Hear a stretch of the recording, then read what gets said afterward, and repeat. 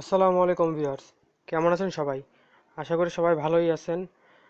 Cooking ক্লাসে আজকের পর্বে আমি আপনাদের দেখাবো কিভাবে সহজ এবং সুন্দরভাবে ভুড়ি রান্না করতে হয়।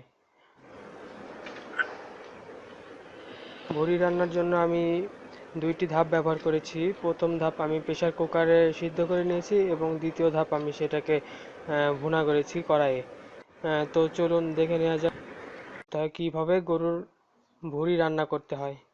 তো চলুন দেখে নেওয়া যাক কিভাবে গরুর ভুঁড়ি রান্না করতে হয়।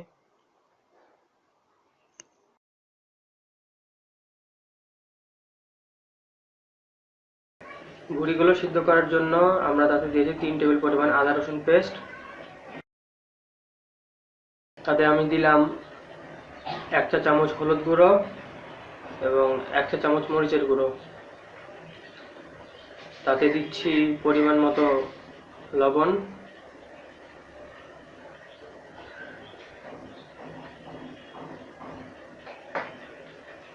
এবং পরিমাণ মতো পানি।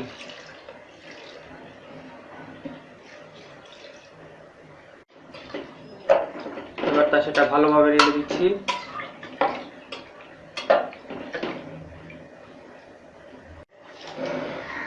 তাতে আমি দিচ্ছি 2টা বড় তেজপাতা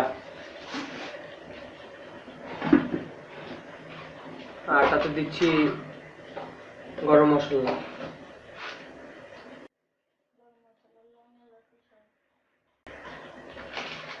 গরম মশলা, লং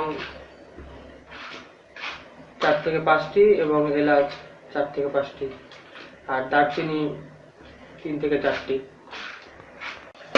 আমার সবগুলো মশলা দেওয়া হয়ে গেছে। এখন আমি এটাকে সুন্দরভাবে সিদ্ধ হওয়া পর্যন্ত ঢেকে দিব।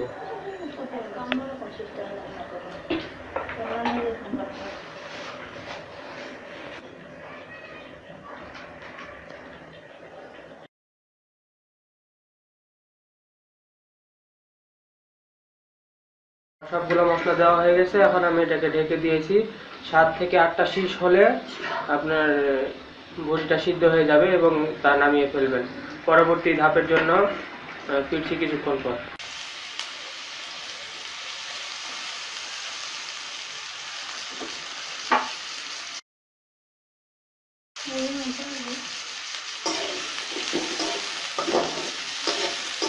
পরিমাণ মতো তেল দিয়ে পেঁয়াজগুলোকে ভালোভাবে নাড়তে হবে। আমি এখানে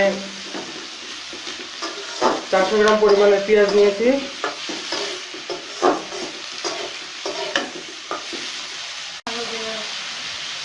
এবার এখানে আমি কেটে রাখা আলু দিয়েছি, বড় সাইজের 2 পিস আলু। আলুগুলো আমি দিয়ে দিচ্ছি এখানে।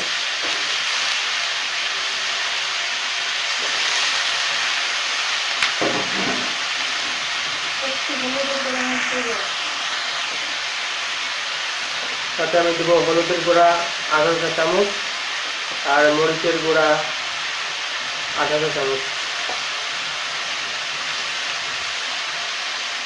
তাতে দিব আদা রসুন পেস্ট 1 চা চামচ পরিমাণে। মশলাগুলো দেওয়ার পর ভালোভাবে সেটা নাড়তে হবে।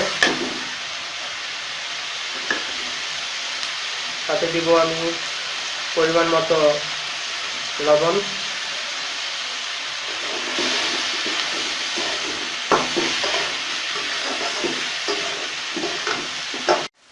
তাতে আমি দিচ্ছি আধা চা চামচ পরিমাণে ধনিয়া গুঁড়া।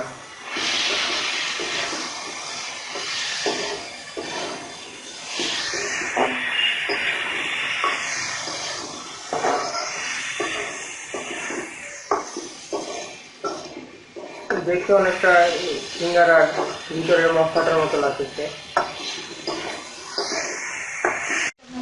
মশলাগুলো একটু ভাজা ভাজা হওয়ার পর, বিশেষ করে আলু এবং পেঁয়াজটা একটু সিদ্ধ হওয়ার পর আমরা তাতে সিদ্ধ করে রাখা ভুঁড়িগুলো দিয়ে দেবো। আমি এখানে গরুর ভুঁড়ি ব্যবহার করেছি 1 কেজি পরিমাণে। এখানে টিপস হচ্ছে যে আপনারা অনেক সময় বলেন যে ভাইয়া আমি সিঙ্গারা তৈরি করব, সিঙ্গারার মশলাটা কিভাবে তৈরি করতে হয়। আমি এই রেসিপির মধ্যে দেখাচ্ছি যে আপনার পেঁয়াজ এবং আলুটা এবং আলুগুলো এবং অন্যান্য মশলাগুলো দেওয়ার পর এখানে আপনি যদি কলিজা সিঙ্গারা করতে চান বা কিমা সিঙ্গারা করতে চান, তাহলে এই মশলাগুলোর ভিতরে আপনি সেই কলিজার টুকরোগুলো বা কিমা দিয়ে দেওয়ার পর সিদ্ধ হয়ে আসলে সেইটা আপনি সিঙ্গারাতে ইউজ করতে পারেন। এক্ষেত্রে আপনার সিঙ্গারাটা অনেক সুস্বাদু এবং খেতে অনেক ভালো হবে আশা করি। মূলত সিঙ্গারার ভিতরের মশলাটা এইভাবে বানানো হয়।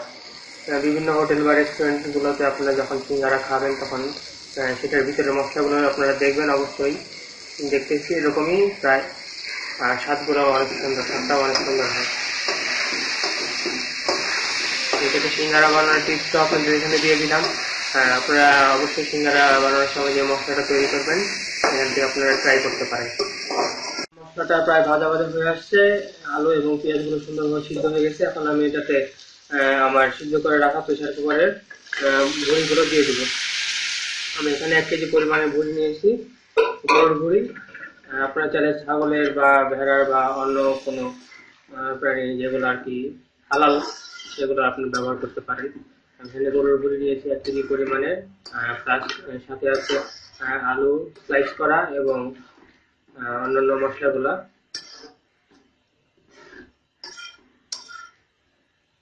গন্ধেই তো পেট ভরে যাচ্ছে। আপনার বাসায় অবশ্যই ট্রাই করবেন। খুবই সুন্দর গন্ধ বেরোচ্ছে এবং খুবই সুস্বাদু এবং লোভনীয় একটা খাবার। অনেকেই আছে মানে বলে যে ভাইয়া ভুঁড়ি রান্না করতে পারি না, পরিষ্কার করতে পারি না। তারা অবশ্যই পরিষ্কার করতে না পারলে বাজার থেকে কিনে আনবেন এবং বাসায় এভাবে রান্না করা ট্রাই করবেন। আমি যেভাবে রেসিপিতে দিয়েছি, রেসিপিটা যেভাবে দেখাচ্ছি আপনারা অবশ্যই সেভাবে ট্রাই করবেন। আশা করি আপনারা উপকৃত হবেন। সবগুলো মশলা এবং ভুঁড়ি একসাথে দেওয়ার পরে আমি এটা মিনিমাম 20 থেকে 25 মিনিট আছে হালকা আছে ঢেকে দেবো।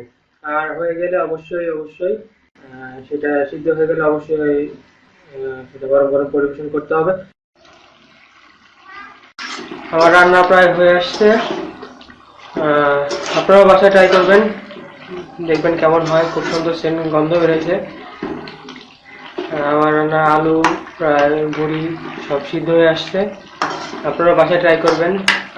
রেসিপিটি ভালো লাগলে অবশ্যই আমার চ্যানেলটা সাবস্ক্রাইব করবেন এবং লাইক, কমেন্ট ও শেয়ার করে আমার পাশে থাকবেন পরবর্তী রেসিপির জন্য। পরবর্তীতে আরো সুন্দর সুন্দর রেসিপি নিয়ে আপনাদের সামনে হাজির হব ইনশাআল্লাহ।